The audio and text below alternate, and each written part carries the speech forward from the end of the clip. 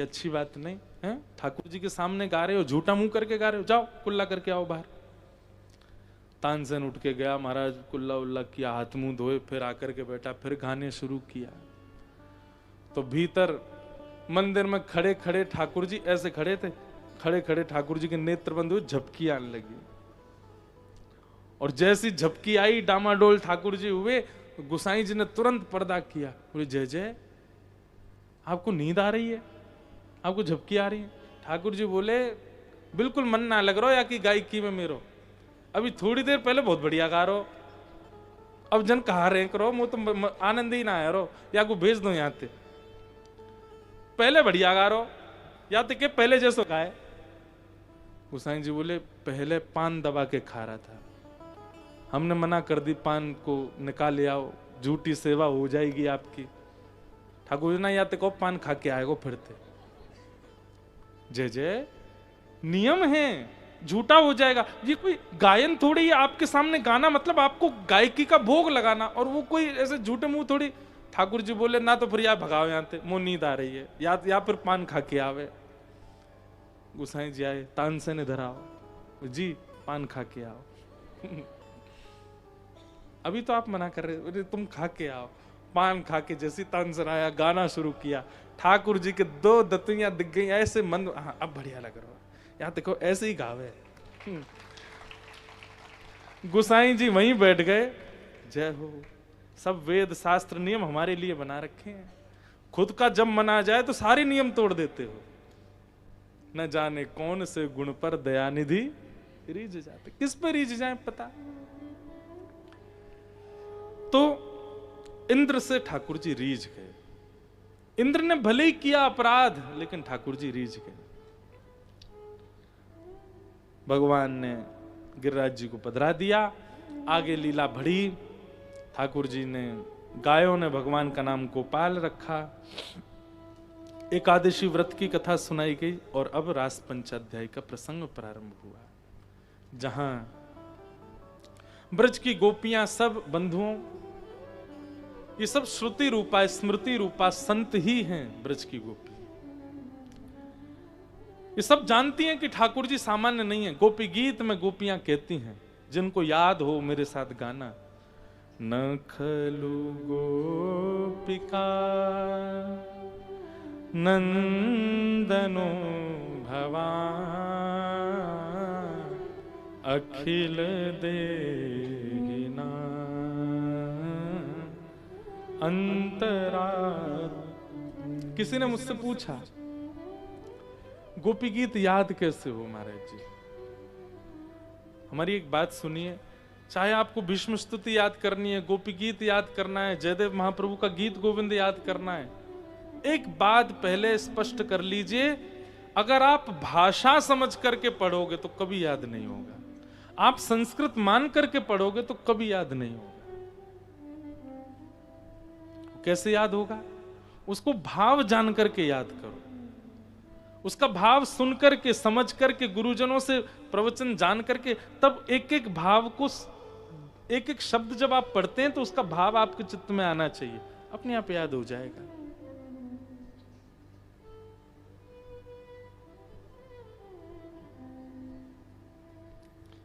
गोपियां कह रही हैं, न खलु गोपिका नंदनो भवान अखिल देहिना अंतरात्म दृक् वेखन सार्थ तो विश्वगुप्त सखउदेमा सात्वतां कुले। बहुत ध्यान से सुनो। गोपियां कहती हैं गोपी गीत में कि नाथ हम जानती हैं, नखलु गोपिका, तुम यशोदा के लाला नहीं हो। जैसे ही गोपियों ने कहा नखलु गोपिका, तो अंतर्ध्यान कृष्ण, रास की कथा पता है ना, ठाकुर जी अंतर्ध्यान हो गए थे, थोड़ी थोड़ी अभी सुनाऊंगा। ठाकुर जी जैसे अंतर्ध्यान हो गए तो गोपियां कहती हैं नखलु गोपिका, तुम यशोदा के लाला नहीं हो। तो छुपे हुए श्री कृष्ण घबरा गए, बोले इन गोपियों को किसने बता दिया कि मैं देवकी का लाला हूं? कहीं इन गोपियों को पता तो नहीं चल गया कि मैं देवकी का नंदन हूं? कहीं यशोदा मैया को जाके तो नहीं बता देंगी? नंदनो भवान, आप नंद जी के लाला नहीं हो।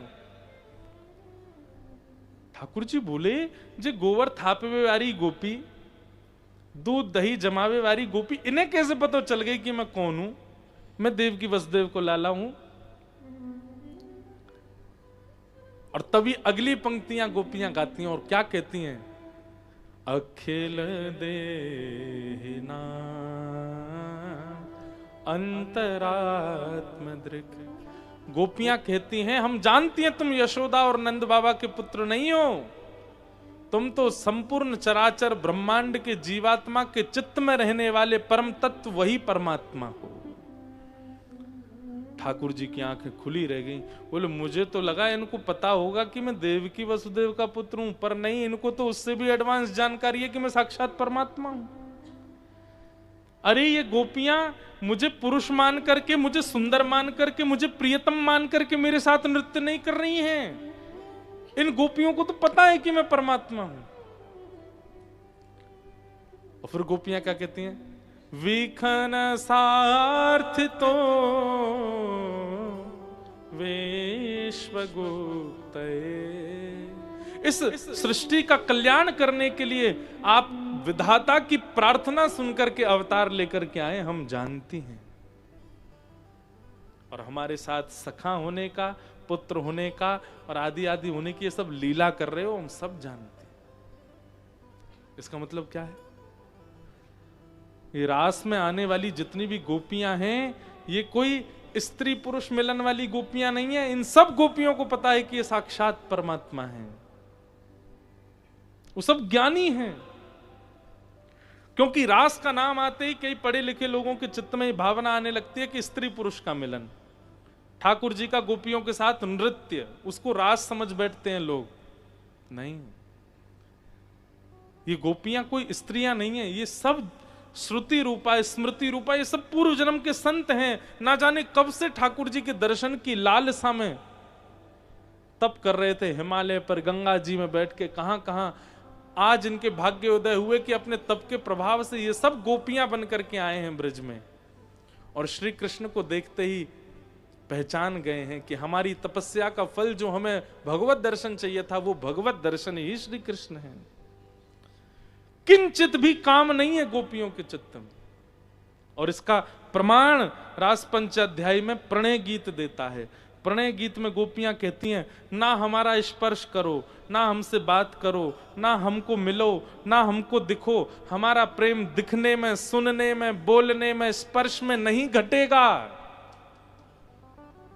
हमारा प्रेम तो केवल इतना है कि आप स्वीकार कर लो कि हम आपकी हैं, बस।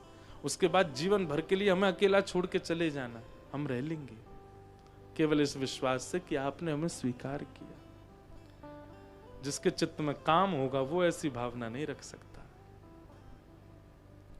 इसलिए ब्रज की गोपियों के प्रति, एक बार को ठाकुर जी के प्रति आप कोई भी भाव चित्त में लाते हो चलेगा, पर ब्रजवासी और ब्रज गोपियों के प्रति कोई कुभाव चित्त में मत लाइएगा, ये बहुत बड़ा अपराध है।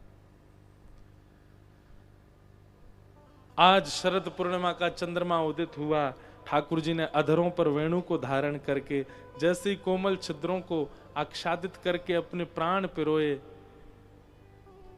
वह स्वर उन्हीं गोपियों को सुनाई दे रहा है जो अपने पूर्व जन्मों से तपस्या कर रही थी भगवत प्राप्ति के लिए। और उन गोपियों के कान में वो स्वर के रूप में नहीं जा रहा है, शब्द के रूप में जा रहा है। चल रही गोपी, मैं तेरी प्रतीक्षा कर रहा हूं, जल्दी आ जा। एक बात सुनिएगा, कथा चल रही है, इतने सारे लोग बैठे, एक ही कथा है, एक ही वक्ता है, एक ही स्थान है, एक ही जगह सब बैठे, फिर एक जैसे भाव सबके क्यों नहीं है? अधिकतर एक जैसे हैं पर सब में एक जैसे नहीं है। इसका मतलब क्या है? कथा वही है, वक्ता वही है, दिख भी सबको वही रहा है, स्थान भी वही है, तो फिर सबके भावों में परिवर्तन क्यों है? कथा श्री कृष्ण है, शब्द श्री कृष्ण है, और वो सामने बैठे हुए श्रोताओं को देखते हैं, जो जितने प्रेम का आश्रित होगा उसको उसी भाव से कथा सुनाई देती है। कई लोगों को केवल ये 3 घंटा काटना है, ऐसा लगता है। महाराज जी आ गए, बस 3 घंटा सुनो, चलते बनेंगे, बढ़िया भोजन की व्यवस्था है। कई लोग तो इसलिए, कई लोग शायद इसलिए बहुत फोर्सफुली बुलाया गया है, हमें सुननी तो पड़ेगी इसलिए।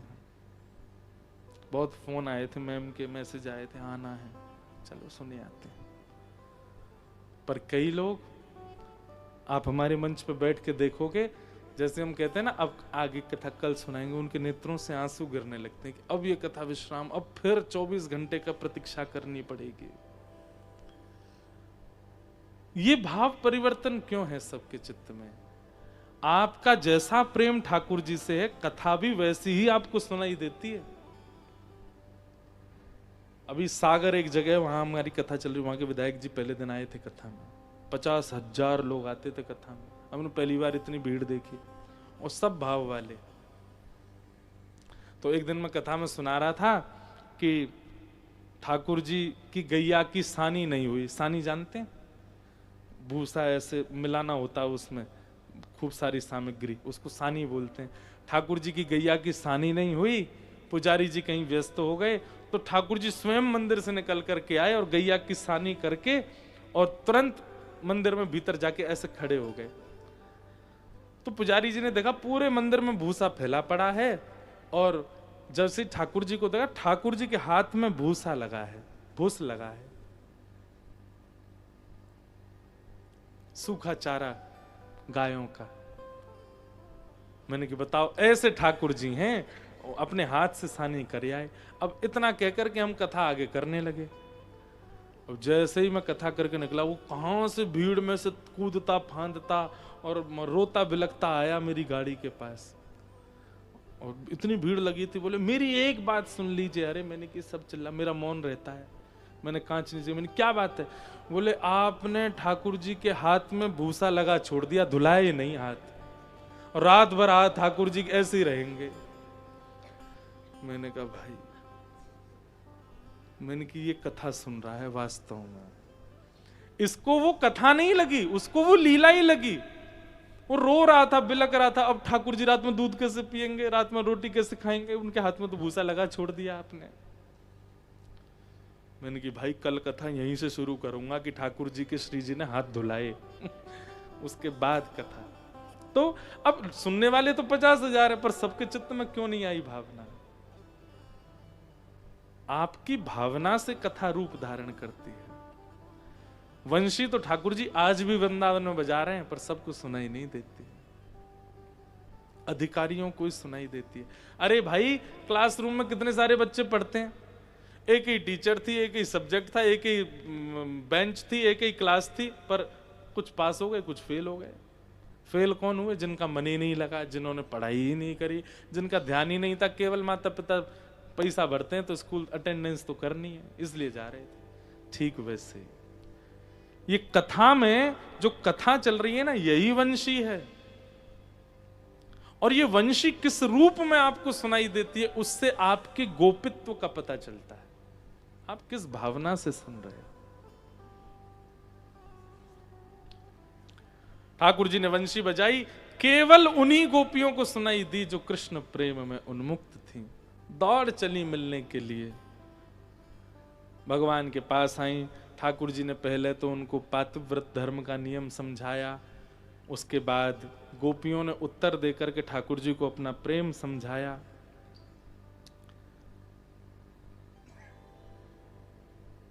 अंत तो गत्वा गोपियों के प्रेम पर ठाकुर जी राजी हो गए, और राजी होकर के गोपियों के साथ रास करने लगे। लाखों गोपियां हैं, एक एक गोपी के पास जाते हैं, तू कहा बना के लाई मेरे काजे, लाभ में पवा दे। तू कहा कर रही है, तू मुंह नाच के दिखा दे, अच्छा तू मुंह एक जल पिवा दे। ऐसे सब गोपियों को ठाकुर जी इतना सहर्ष प्रेम प्रदान कर रहे हैं, जैसे मानो वो उतनी उनकी कितनी कितनी कितनी प्रिय सी है। रास का मतलब क्या होता है? यही होता है। अभी कैसा है, हम ठाकुर जी को दूध पधराते हैं, भोजन पधराते हैं, इत्र पधराते हैं, सामग्री पधराते हैं, श्रृंगार पधराते हैं, पर ठाकुर जी ऐसे ही खड़े रहते हैं। ये क्या है? रस।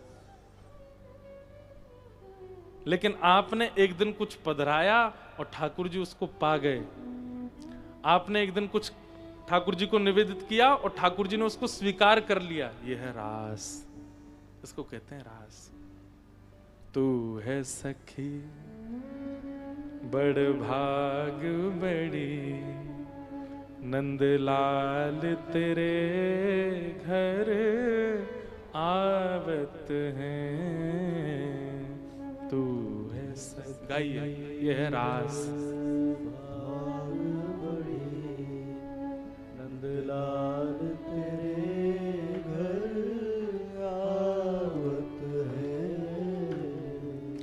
तू अपनो श्रृंगार करत है, तू अपनो श्रृंगार करत है। ये दर्पण हाथ दिखावत है।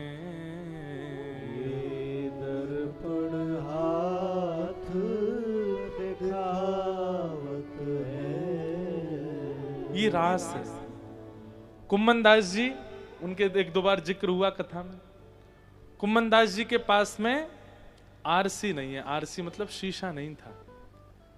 तो तिलक लगाते थे तो कैसे लगाते थे? एक पात्र में जल भर के जल में अपनी छाया देखते थे और उससे तिलक लगाते थे। एक दिन ठाकुर जी प्रकट आते ही थे उनके पास लीला करवे। तो कुम्मन दास जी ऐसे तिलक लगा रहे थे, आरसी में देख करके, उसमें पात्र में देख कर।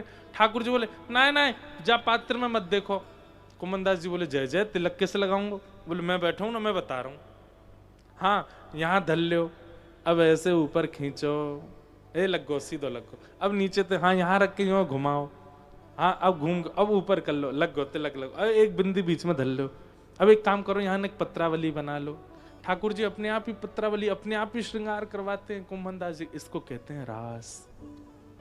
आप श्रृंगार करते हो ठाकुर जी का, वो है रस। और कुछ दिन ठाकुर जी आके आपका कर जाए श्रृंगार, वो है रास। जनाबाई महाराष्ट्र में एक भक्त हुई ठाकुर जी के। नामदेव जी कीर्तन कर रहे थे, बहुत ध्यान से सुनना।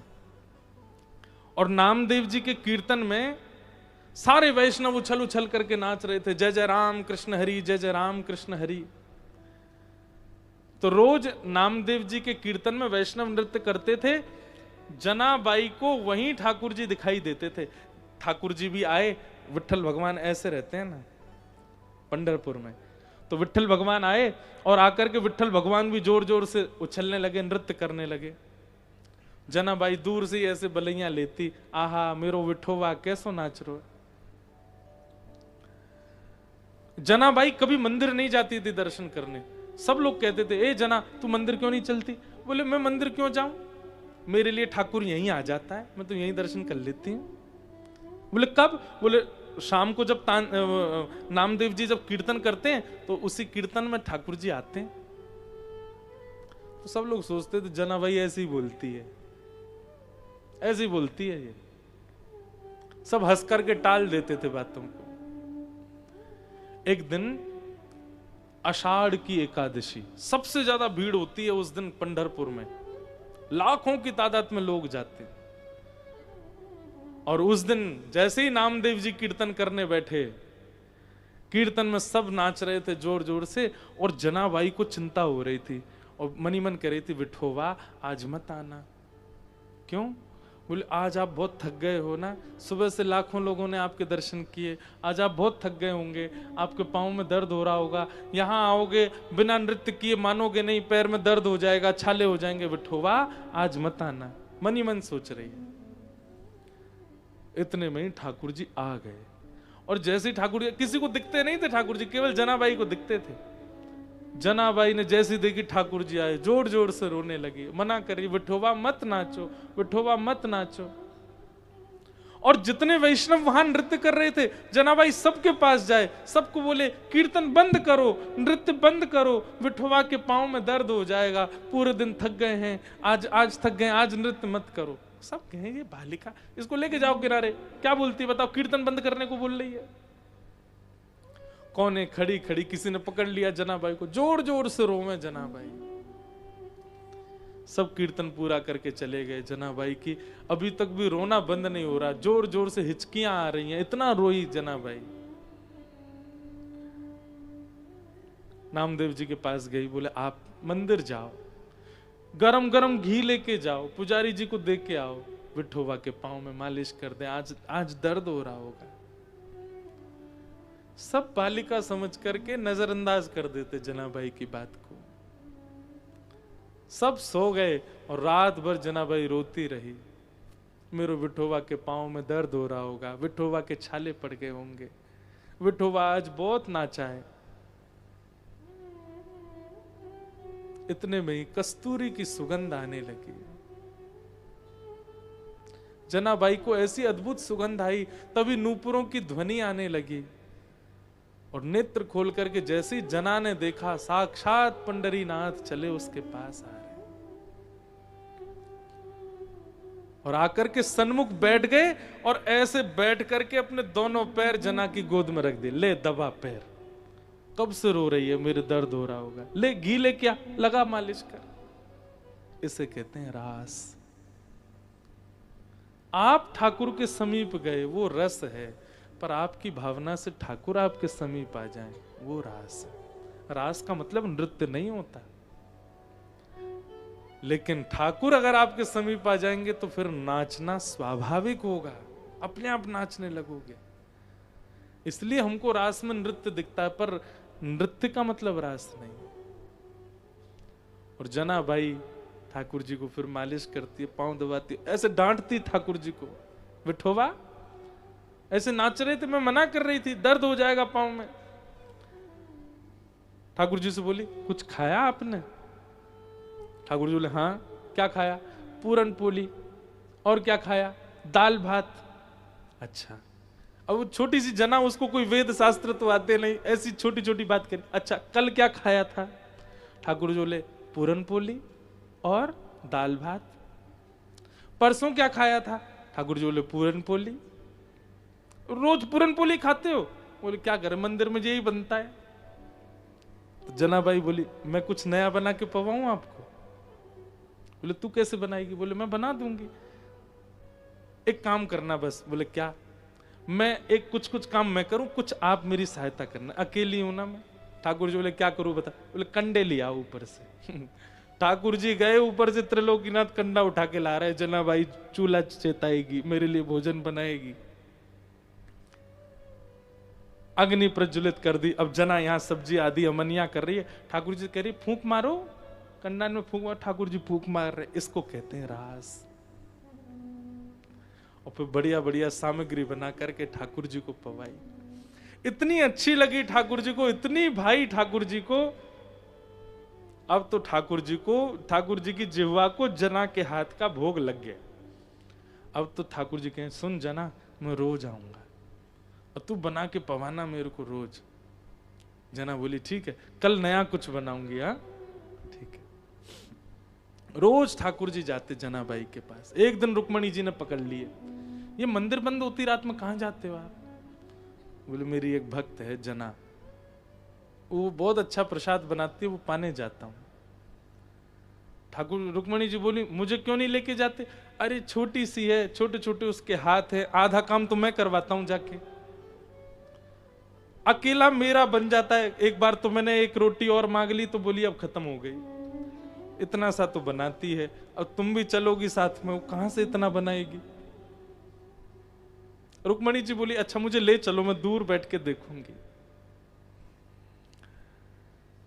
ठाकुर जी ठीक, आना नहीं तो वो बिना पवाए भेजेगी नहीं, मेरी एक रोटी के दो हो जाएंगे, तुम मत आना। ठीक है। रुक्मणी दूर खड़ी हैं और जनाबाई अपने हाथ से ठाकुर जी को पवा रही है। ठाकुर जी पाते पाते जैसे कुछ गिरने लगता है ना, जना ऐसे हाथ कर लेती है आगे, और हाथ करके वो जो नीचे आता है उसको पा लेती है। कभी ठाकुर जी पाते हैं तो पाते पाते जना कहती है मैं पवाऊं, तो ठाकुर जी से मुंह खोल के बैठ जाते हैं, पर जना अपने छोटे छोटे हाथ से पवाती है। रुक्मणी जी आज कह रही हैं कि मैं लक्ष्मी क्यों हूं, मैं कोई भक्त क्यों नहीं हुई, जो सुख इन सबको मिला वो मुझे तो कभी नहीं मिला। इसे कहते हैं रास। तू है सखी बड़ भाग बड़ी, नंदलाल तेरे घर आवत हैं। तू है सखी भाग बड़ी, नंदलाल तेरे घर आवत है। निज कर गूथ सुमन के गजरा, निज कर गूथ सुमन के गजरा, ये अपने ही हाथ पहरावत हैं। ये अपने ही हाथ पहरावत है। कुंभन दास लाल गिरिधर के, कुंभन दास लाल गिरधर के, ये तो तेरे ही हाथ बिकावत हैं। ये तो तेरे ही हाथ बिकावत। कुंभनदास जी कह रहे हैं, बोले अरे भैया तुमने अगर ठाकुर जी तो बहुत ज्यादा प्रेम कर लियो, तो ठाकुर जी इतने प्रेमी हैं कि तुम अगर कहीं बेके आओगे तो बिक जाएंगे, इतना प्रेम करें ठाकुर जी। तू है सखी बड़ भाग बड़ी, नंदलाल तेरे घर आवत हैं।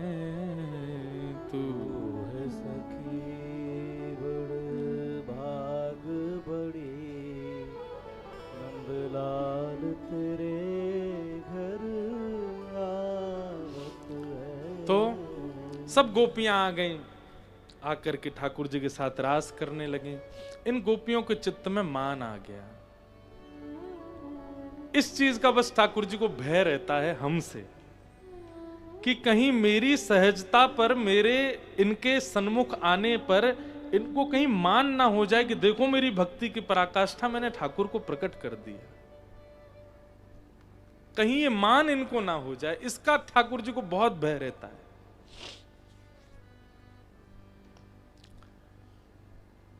आपने अगर एक बार भी सोच लिया कि देखा मेरा भजन, मेरा नाम जप, मेरी निष्ठा देखो, मैंने ठाकुर जी को प्रकट कर दिया, बहुत पीड़ा होती है ठाकुर जी को इस बात से।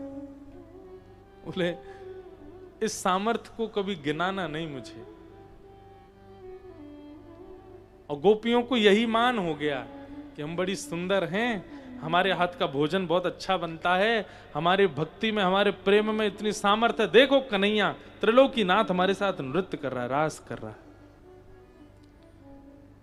ठाकुर जी बोले बस यही मुझे प्रिय नहीं है, ये मान मुझे अच्छा नहीं लगता, ये मान मुझे प्रिय नहीं। और मान आते ही सब गोपियों के बीच से ठाकुर जी अंतर ध्यान हो गए। और जैसे ही ठाकुर जी अंतर ध्यान हुए,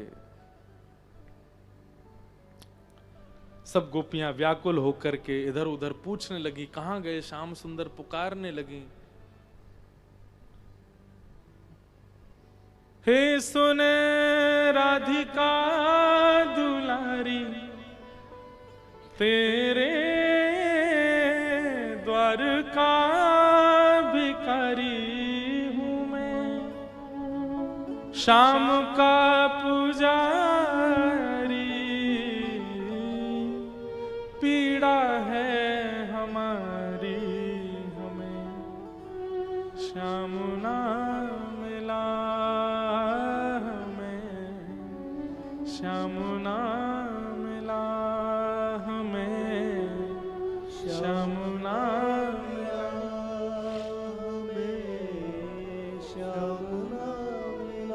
बंधुओं, सेवा में ठाकुर जी यदि प्रसन्न हो गए तो मान ना आए उसके लिए क्या करो। कहीं हमारी सेवा से ठाकुर जी प्रसन्न हो गए और हमारे अंदर मान आ जाए, उसके बचाव के लिए क्या किया जाए? सदैव सेवा में गुरु स्मरण के साथ जाओ। पहले गुरु जी का स्मरण कर लीजिए, गुरु स्मृति, और गुरु स्मृति के बाद फिर ये भावना रखो कि मैं जो भी कर रहा हूं या कर रही हूं वो मेरे गुरु सामर्थ्य दे रहे हैं, मेरी सामर्थ्य नहीं है। जैसे ही आप गुरु सामर्थ्य मान करके सेवा में प्रवेश करेंगे, मान नहीं आएगा। अगर ठाकुर जी प्रकट भी हो गए तो मन में क्या भाव आएगा? गुरु कृपा। ये गुरु कृपा से हुआ, ये मेरी सामर्थ्य नहीं थी। गोपियां बिना श्री जी के रास में चली गई, अभी तक श्री जी नहीं आई थी। बिना श्री जी के रास में प्रवेश कर गई, मतलब बिना गुरु के सेवा में प्रवेश कर गई। श्री जी साथ होती तो गोपियों के मन में ये विश्वास होता कि ये स्वरूप, ये रूप, ये लावण्य, ये आनंद, ये सब श्री जी की कृपा है, हमारी सामर्थ्य नहीं।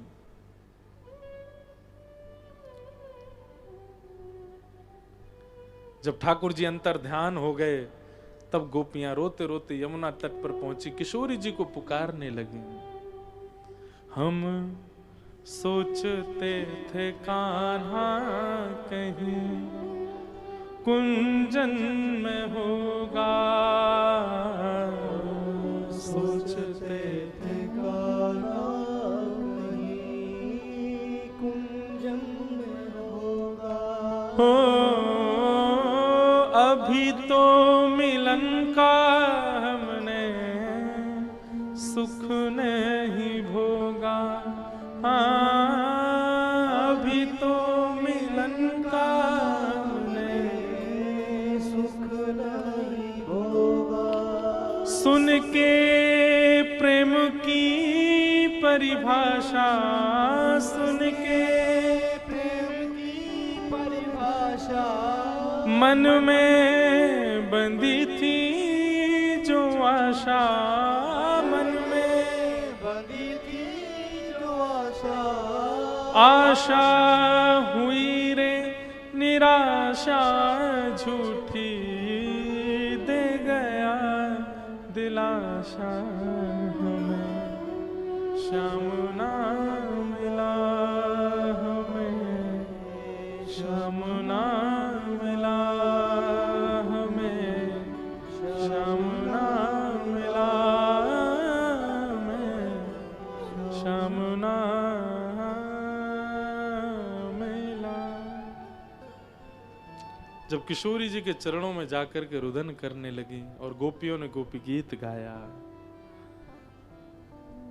तब कथामृतम तप्त जीवनम कवि विरीडितम कल्मषापहम, श्रवण मंगलम श्रीमदाततम भुवि गृणन्ति ते भूरिदा जना। यत्ते सुजात चरणाम बुरुहम स्तनेषु, भीता सनै प्रियदधि महि कर्कशेषु, तेनाटवी मटसि तद्व्यथतेन किंस्वित्, कूर्पादिभिर्भ्रमतिदिर भ्रमदायुषाम्ना। गोपियों ने जब गोपी गीत गाया, आप लोग नित्य पाठ किया करो गोपी गीत का। गोपी गीत का नित्य पाठ करने से हमारे सेवा के ठाकुर जी हमारे द्वारा हो गई जो त्रुटियां हैं सेवा में, उनको क्षमा करते हैं। और अगर बहुत प्रेम भाव से यदि कोई गोपी गीत सुनाता है ठाकुर जी को, तो निश्चित है कभी ना कभी ठाकुर जी उसको अनुभव कराएंगे अपना। इतना प्रिय है, भागवत जी का प्राण है गोपी गीत। एक बात तो स्पष्ट होती है बंधुओं कि ठाकुर जी का सबसे प्रिय व्यंजन भोग का है प्रेम, हृदय प्रेम। और हम वही नहीं देते, बाकी सब देते हैं। बिहारी जी का फूलों का बंगला लगवा देंगे, बिहारी जी को पोशाक चढ़वा देंगे, बिहारी जी को इत्र की सेवा दे देंगे, बिहारी जी को ये देंगे वो देंगे, सब करेंगे, पर जो देना है हृदय और प्रेम अथाह, वो नहीं देते। और सबसे प्रिय ठाकुर जी को वही है। कितना अजीब लगता है संसार में भी किसी वस्तु, किसी व्यक्ति की किसी अति विशेष अति प्रिय वस्तु को ही ना दे के आप सब दे रहे हो। किसी को पापड़ बहुत अच्छा लगता है भोजन में, और आप उसको जो है मठरी दे रहे हो, चावल दे रहे हो, कढ़ी दे रहे हो, वो कहे भाई पापड़, वो नहीं देंगे, बाकी सब देंगे। ऐसे ही ठाकुर जी को हम सब कुछ दे रहे हैं, ठाकुर जी कहते हैं प्रेम वो तो पल्ली गली वाली को देंगे, उसको देंगे। ठाकुर जी को प्रेम प्रिय है। और अब गोपियों ने जैसे ही अपना सारा प्रेम उड़ेल दिया है गोपी गीत में,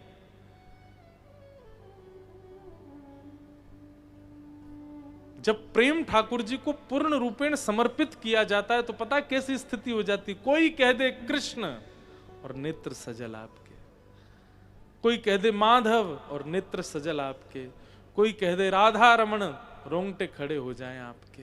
ये एक प्रेमी का लक्षण है। और गोपियां गाते गाते गाते जैसे ही रुरुदुस्व स्वरम राजन कृष्ण दर्शन लालसा, जैसे ही रुदन करना प्रारंभ किया गोपियां कृष्ण लालसा से व्याकुल हो गईं। इति गोप्य प्रगायन्त्य परलपस्तंश चित्रधा, रुरुदु स्वस्वरम राजन कृष्ण दर्शन लालसा। कृष्ण दर्शन की लालसा से जैसी गोपियों ने रोना प्रारंभ किया कि तासामाविर्भूत सौरी स्मयमाय मुखाम्बुज, पीतांबरधर श्रगवे साक्षान मनमथ मनमथ। ठाकुर जी प्रकट हो गए। बोलो रास बिहारी लाल की जय। ठाकुर जी प्रकट हो गए। एक प्रकार से प्रेमाश्रु, इसको भगवत प्राकट्य ही मानना चाहिए।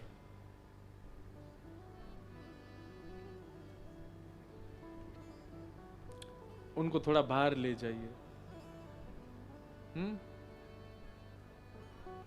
कोई डॉक्टर हो तो भैया देखना जरा क्या हुआ है किसको।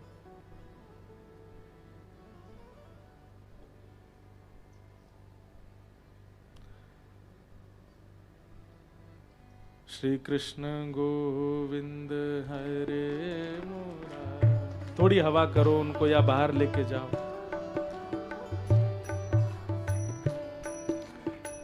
श्री कृष्ण गोविंद। सब लोग मत जाइए, बाकी सब बैठे रहिए अपने स्थान पर।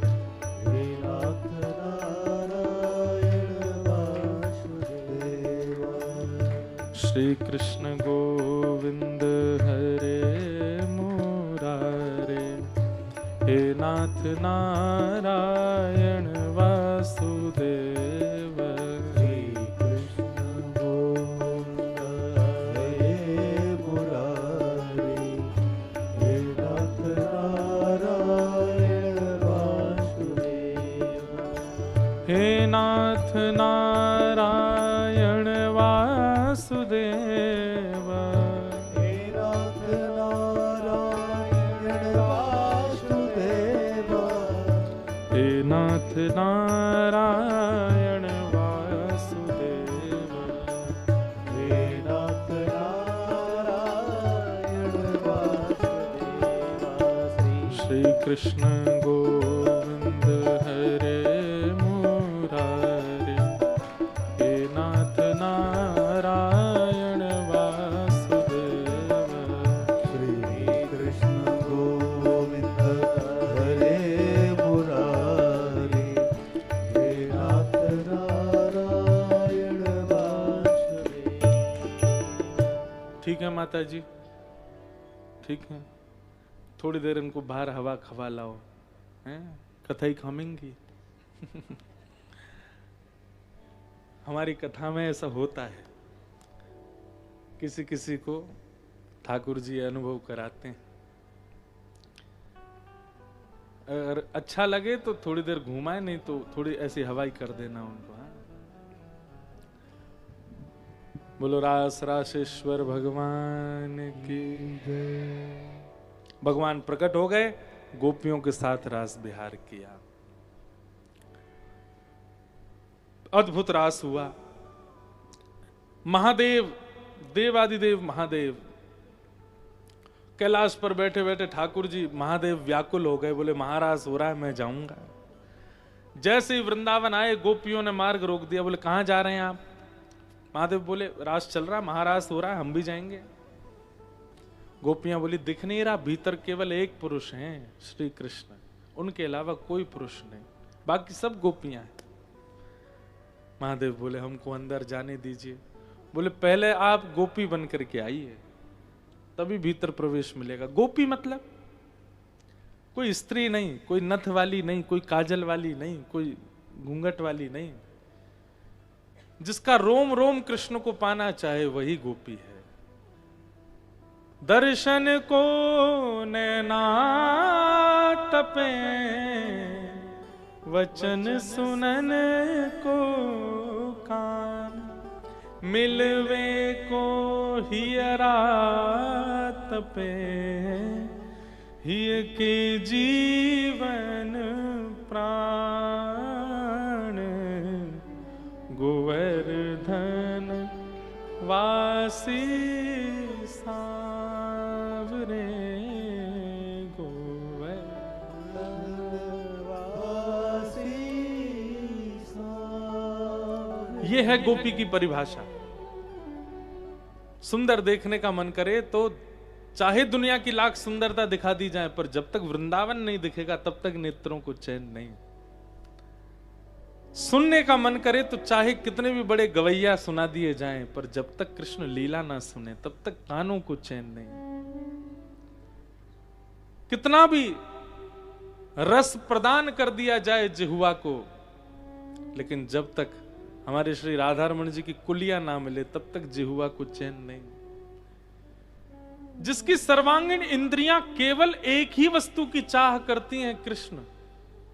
जैसे संसारी व्यक्ति की चाह क्या होती है, मुझे ऐसा खाना है, वहां का खाना है, वैसा सुनना है, ऐसा पहनना है। ब्रांड भी पहनने वाली फिक्स्ड होती हैं, वही पहन सकते हैं, उसके अलावा उसके नीचे उतरते नहीं हम कभी। विशेष रूप से दिल्ली के लोग तो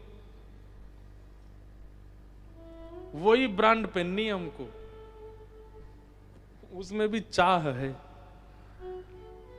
अगर वो नहीं तो कुछ नहीं। बताओ, यहां तक भी लोग हो जाते हैं। जैसा आप संसार के भोगों के प्रति अपनी इंद्रियों को अग्रसित करते हैं, ऐसे ठाकुर जी के प्रति हो जाए।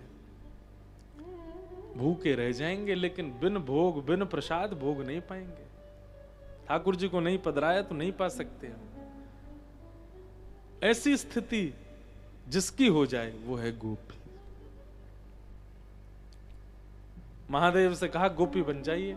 अब महादेव बोले भीतर झांक के तो देखो, हूं तो मैं गोपी ही। मेरे नेत्र केवल श्री कृष्ण का दर्शन करते हैं, कान केवल उनको सुनते हैं, जिह्वा केवल उन्हीं का रस गाती है, बोलती है, हाथ केवल उन्हीं का स्पर्श करना चाहते हैं, पैर केवल उन्हीं की प्रदक्षिणा करते हैं। तब ललिता विशाखा आई, बोले देखो आपके अंतरंग गोपी रूप को सब नहीं देख पाएंगे, इसलिए सबको दिखाने के लिए तो बाह्य रूप धारण कर लो, ताकि बाह्य आपके रूप को देख करके भविष्य में वृंदावन आने वाले वैष्णवों को यह बात पता चले कि देवों के देव महादेव भी गोपी बन के जहां बैठे हैं वहां हम मानव बन के आए हैं।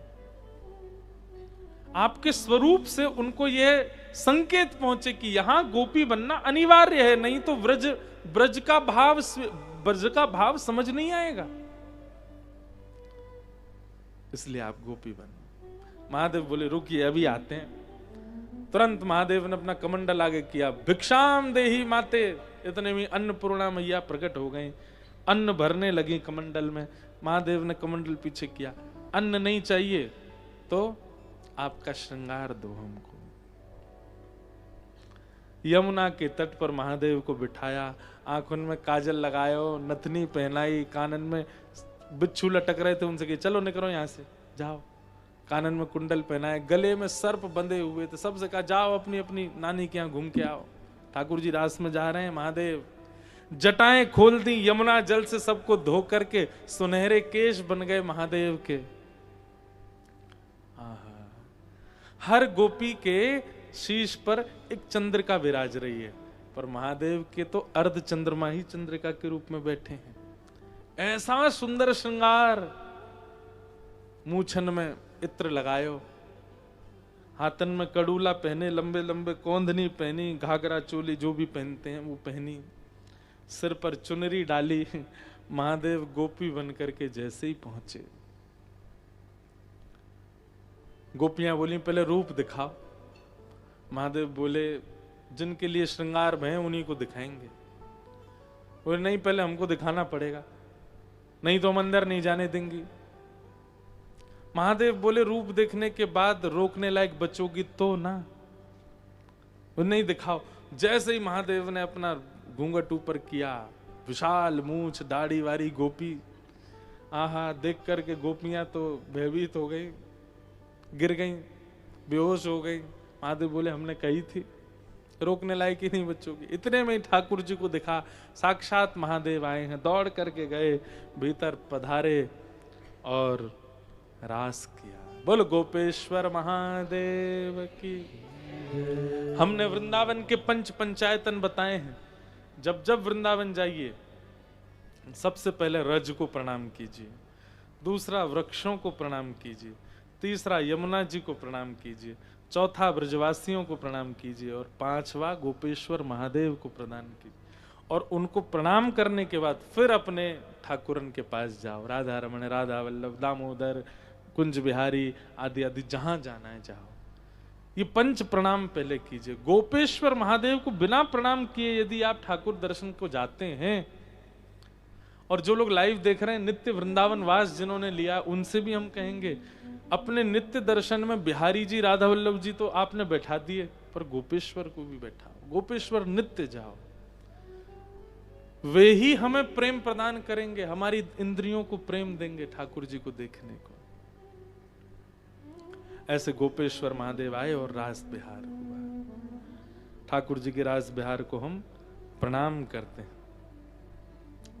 इस प्रकार भगवान की रास लीला हुई। आगे युगल गीत बताया गया। तत्पश्चात भगवान के मथुरा गमन की लीला। अब हम शीघ्र ठाकुर जी को द्वारिका पहुंचा दें। कल बंधुओं कथा सुबह 11 बजे से है और 2 बजे तक कथा का क्रम रहेगा और फिर हम विश्राम करेंगे इस मंगलमयी कथा को। आप सब लोग समय का ध्यान रख करके आइएगा। भगवान मथुरा से उग्रसेन लेने के लिए आए, मथुरा से अक्रूर जी लेने के लिए आए और भगवान अक्रूर जी के साथ वृंदावन से मथुरा चले गए। अब इस प्रसंग को हम ज्यादा विस्तार नहीं करेंगे, बहुत भावुक प्रसंग है। ठाकुर जी मथुरा गए, मथुरा जाकर के कुबलिया पीड़ हाथी का उद्धार किया, धनुष भंजन करके कंस का वध किया। बड़े बड़े मल्ल खड़े थे ठाकुर जी के आगे, सबको ठाकुर जी ने नष्ट कर दिया। और आज 11 वर्ष 56 दिन बाद ठाकुर जी ने अपनी जन्मदात्री मैया के दर्शन किए। कितने दिन बाद?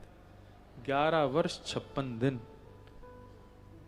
कारागृह में जाकर के देवकी मैया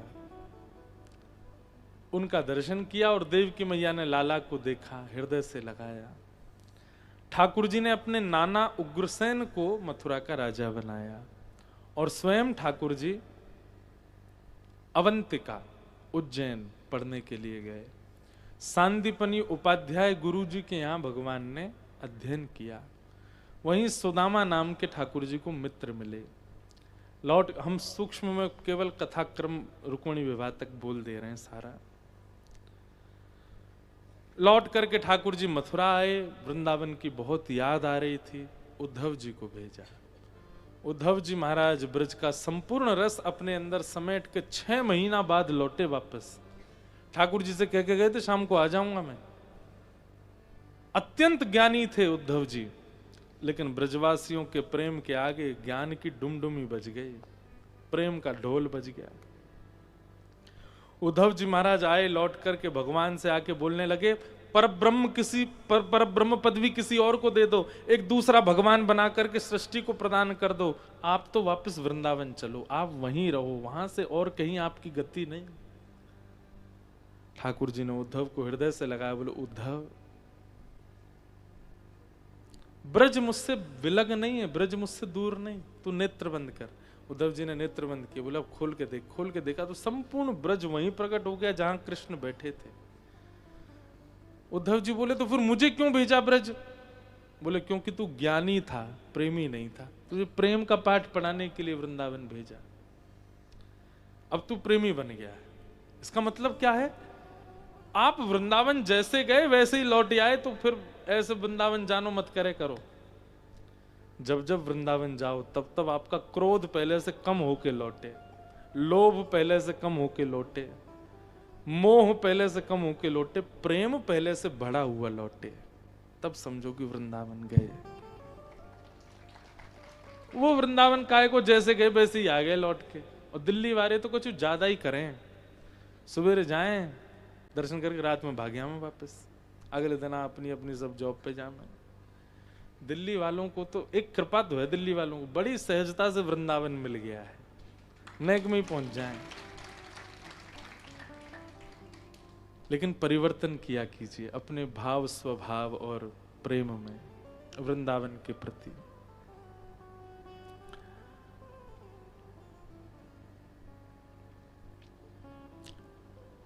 भगवान बोले उद्धव अब चलो आगे की लीला में, तुम मेरे साथ तो मुझे लगेगा कि वृंदावन मेरे साथ है, चलो। भगवान ने 17 बार जरासंध ने चढ़ाई की, भगवान ने 17 बार उसको हरा दिया। 18वीं बार ब्राह्मणों की सेना लेकर के आया तो भगवान रण छोड़ करके भाग गए। क्योंकि ठाकुर जी बोले भैया गौ ब्राह्मण संत प्रतिपालक हैं हम, इनको वध नहीं कर सके, और ठाकुर जी रण ही छोड़ के भाग गए। एक नई नगरी का निर्माण करवाया जिसका नाम है द्वारिका, और समुद्र के बीचों बीच जाकर के ठाकुर जी वहां निवास करने लगे। 16,108 भगवान के ब्याह के क्रम, उनमें सबसे पहला विवाह भगवान का रुक्मणी जी के साथ हुआ। ठाकुर जी से पहले बलराम जी का ब्याह हुआ रेवत राजा की पौत्री रेवती के साथ, पुत्र की बेटी को पौत्री, उसके साथ बलराम जी का ब्याह हुआ। यहां भीष्मक राजा के 5 पुत्र थे और एक पुत्री थी, उनका नाम था रुक्मणी। रुक्मणी ने बाल्यकाल से भगवान के इतने प्रसंग सुने और फिर नारद जी ने इतनी कथाएं ठाकुर जी के रसपक्ष की सुना दी कि अब रुक्मणी जी को पति रूप में केवल कृष्ण दिखते हैं। आज तक कभी देखा नहीं था ठाकुर जी को, लेकिन उनको अपना पति मान लिया। लेकिन रुक्मणी के भाई ठाकुर जी से बहुत चिढ़ता था। क्यों? क्योंकि भगवान का एक शत्रु था, उसका नाम था शिशुपाल। वो शिशुपाल रुक्मणी जी के भाई का मित्र था, तो मित्र का शत्रु मेरा भी शत्रु। और कोई अंतरंग शत्रुता नहीं थी रुक्मणी जी के भाई की ठाकुर जी से, केवल उनका मित्र शत्रु था भगवान का। और शिशुपाल भी क्यों शत्रु था पता है? जब शिशुपाल का जन्म हुआ तो उसकी भी 4 भुजा थी और 3 आंख थी। तो किसी ने बताया उनकी माता जी को, बोले आप एक काम किया करो, सबकी गोद में दिया करो अपने बालक को, जिसकी गोद में जाने से 2 भुजा और 1 आंख चली जाए, समझ जाना वही मारेगा इसको। तो भगवान की बुआ का बेटा है शिशुपाल। ठाकुर जी आए, हमारी बुआ के लाला भयो है, जैसी गोद में लिया ठाकुर जी ने, 1 हाथ, दोनों हाथ और आंख चली गई उसकी। बुआ रोने लगी, कन्हैया तू मेरे लाला है, मारे को। ठाकुर जी बोले मैं क्या मारूंगा, मेरो भैया, ना ना तू मारे को। बुआ जब तक ये 100 गाली भी देगो मैं ना मारूंगा, क्योंकि ठाकुर जी जानते हैं बिना 100 गाली दिए जिएगा नहीं है। ये 100 गाली भी देगो तो नहीं मारूंगा, लेकिन ठाकुर जी ने 100 की कही थी, 101 की नहीं कही थी। ठाकुर जी बोले 100 गाली भी देगा तो नहीं मारेंगे इसको। शिशुपाल जब बड़ा हुआ तो रोज पूछता था मुझे यहाँ पीड़ा क्यों होती है, और मेरी 2 भुजाएं, ऐसा लगता है कि यहाँ कुछ था पहले। तब उसको किसी ने बताया, बोले तुम्हारी पहले 4 भुजा थी, 3 आंख थे, कृष्ण की गोद में जाने से वो सब नष्ट होगा, और किसी ज्योतिषी ने बताया वही तुमको मारेंगे। इसलिए वो शत्रु मानता है भगवान को, रोज गालियां देता है ठाकुर जी को।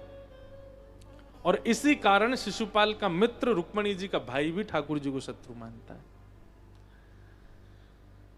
लेकिन रुक्मणी जी ने भैया से कहा, भैया हमको द्वारिकाधीश कृष्ण बहुत प्रिय हैं, आप हमारी उनसे ब्याह की बात करो। रुक्मी इतना नाराज हो गया, बोले वो कालिया ही मिला तुझे, उसके पिता का पता नहीं, मां का पता नहीं, उसके कुल खानदान का पता नहीं, रण छोड़ के बीच समुद्र में रहता, उससे ब्याह करना है तुमको। रुक्मणी जी बोली ये बाह्य बातें आपको पता है, आपने कथा नहीं सुनी ना कभी, उनका अंतरंग भाव तो जानिए। रुक्मिणी ने स्पष्ट मना कर दिया, कोई ब्याह नहीं होगा कृष्ण से, और सुनो तैयारी रखो, परसों तुम्हारी सगाई होगी मेरे मित्र शिशुपाल से। रुक्मिणी जी तो बोली ये तो अनर्थ हो गया। तब अपनी भाभी को जाकर के उन्होंने, भाभी ने कहा एक काम करो, तुम प्रेम करती हो कृष्ण से, पर कृष्ण का तुम्हारे प्रति क्या रुझान है तुम्हें पता है, एक पत्र लिखो। और रुक्मिणी जी ने एक पत्र लिखा और पत्र में अपने सारे भाव लिख करके एक ब्राह्मण के हाथ रुक्मिणी जी ने द्वारिका भिजवा दिया। ब्राह्मण पहुंचा, जाकर के भगवान के सामने पत्र देने लगा। ठाकुर जी बोले पढ़ के सुनाओ। बोले निजी पत्र है, खुद ही पढ़ लीजिए। ठाकुर जी बोले मेरी कोई भी बात निजी नहीं है, सारे कथा वक्ता मंच पे बैठ के सुना देते हैं। बोलो क्या बात है। ब्राह्मण ने पत्र पढ़ा, श्रुत्वा गुणान भुवन सुंदर शृण्वतां ते निर्विश्य कर्ण विवरैः तुंगतापम रूपम दृशाम दृशिमताम अखिलार्थ लाभम त्वयि अच्युता दिशति चित्रम पत्रपम में।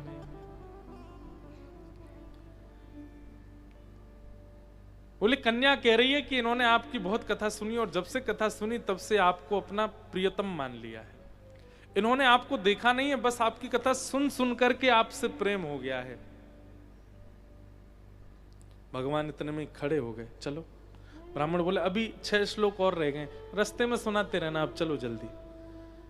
बोले इतना विश्वास, एक श्लोक में ही आप राजी हो गए ब्याह के लिए। ठाकुर जी बोले हमको हमने हमारी होने वाली पत्नी में जो गुण चाहिए वो पहले श्लोक में ही लिखा है। क्या? श्रुत्वा गुणान भुवन सुंदर। बोले उसको हमारी कथा से प्रीति है।